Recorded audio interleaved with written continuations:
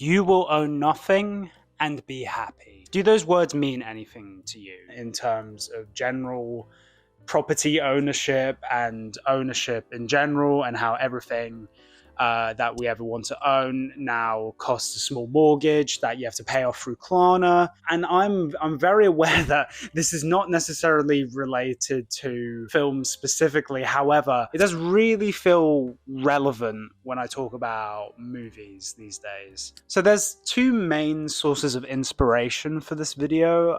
One of them is a video titled "Why the Movies Will Never Feel the Same Again," and the other is "The Importance of Real Things."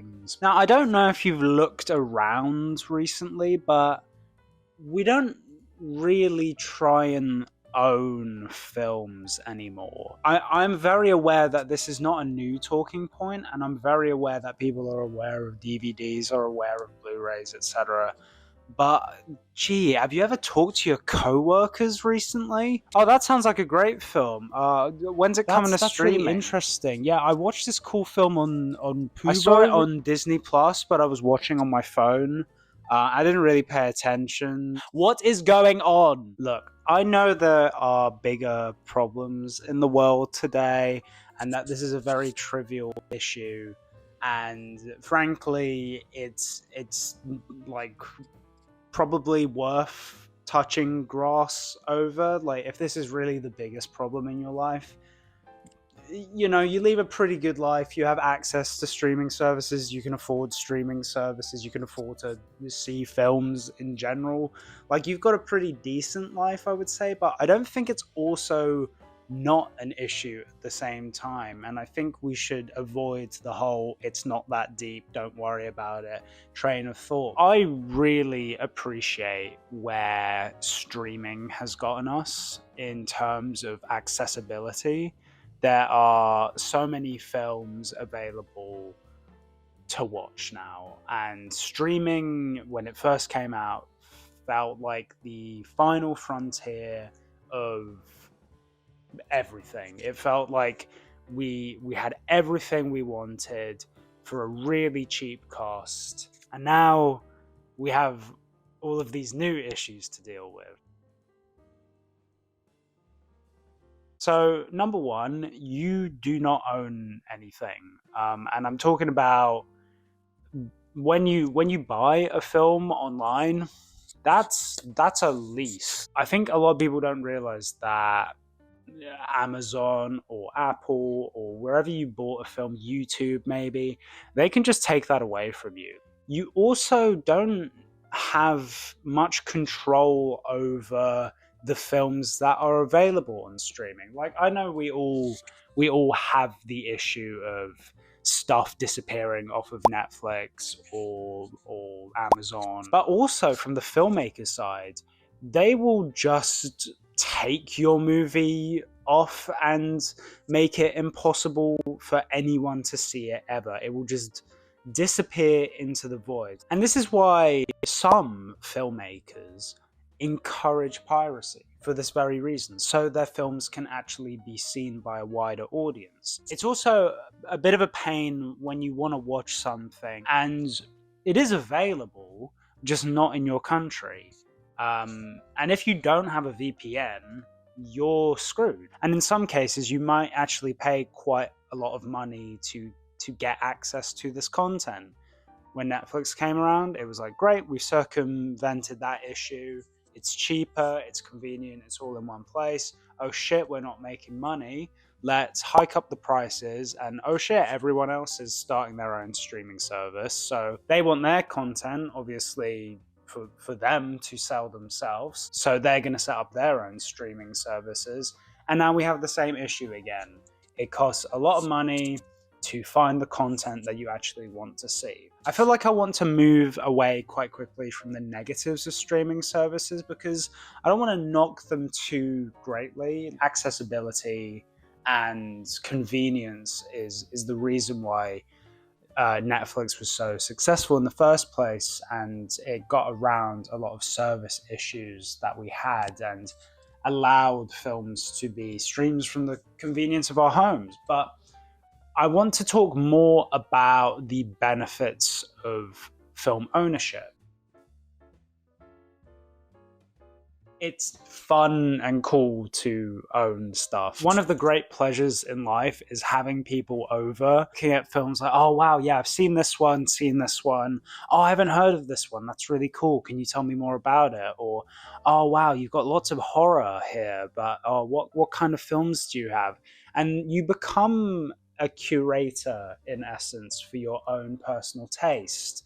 You become, it becomes an expression of your own personality in that way, which is really fun. I know it's really convenient having thousands of movies at your disposal for a cheaper price than potentially some DVDs and Blu-rays, like, oh cool, a one-off fee of £10.99. I mean, like, some Blu-rays cost way more than that, and I get access to thousands of movies there. But what kind of movies do you get access to? I'm not pretending there aren't any good films on these services, certainly not. I think some streaming services are really great curators too. Like, Mubi has been in a bit of hot water recently for good reason, but fantastic example of a streaming service that curates well. Also find streaming services like Arrow, like BFI Player here in the UK,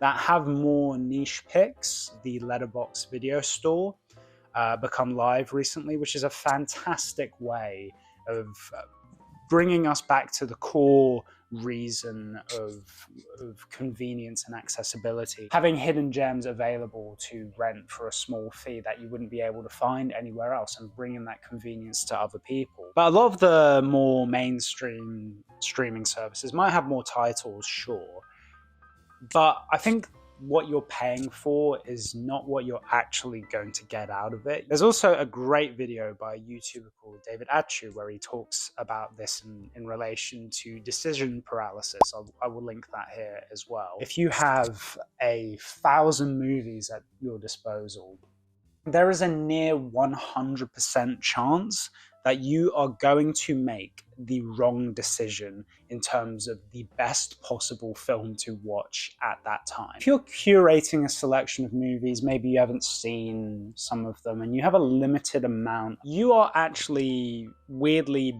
benefited from that limitation. I want to talk about some of the places you can find physical media. I want to talk about how you can find physical media online. And I also want to talk about some more unconventional methods for finding DVDs and Blu-rays, and also what you should look out for and how to make a great collection. And when I talk about this, it is going to be very UK specific, but there are going to be equivalents probably in the country that you live in if you're outside of the UK, and generally online sources will be wholly applicable to all countries. If you do live in the UK, you've heard of a blissful haven, I'm sure, called sex. Not that kind, but the nerd kind. So this is a wonderful place, particularly for secondhand DVDs and Blu-rays, but also for finding some great hidden gems as well. Recently, I went to one that had these two films, Alligator and Deathstalker, and I'd never heard of them before. It kind of gave me that vibe of walking into a Blockbuster as a kid and saying like, oh wow, I'd never heard of that before.